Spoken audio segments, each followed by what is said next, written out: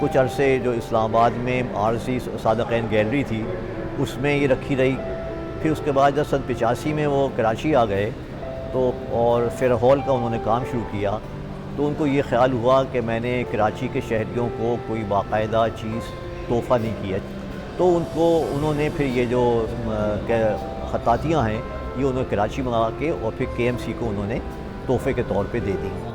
جو شہر ہال کا جو سبزہ ہے اس میں ایک بہت بڑی نمائش ہوئی تھی اور پھر یہ وہاں پر ہال کے اندر رکھ دی گئی تھیں. ان کے انتقال کے بعد جب وہاں گیلری کا افتتاح ہوا شاید 92 ہے سن 92 میں تو یہ پھر وہاں پر رکھی گئی تھیں لیکن کچھ عرصے کے بعد یہ وہاں سے ہٹا دی گئی تھیں.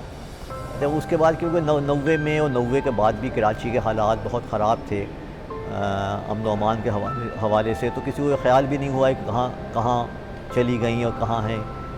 شہر میں نکلنا مشکل تھا.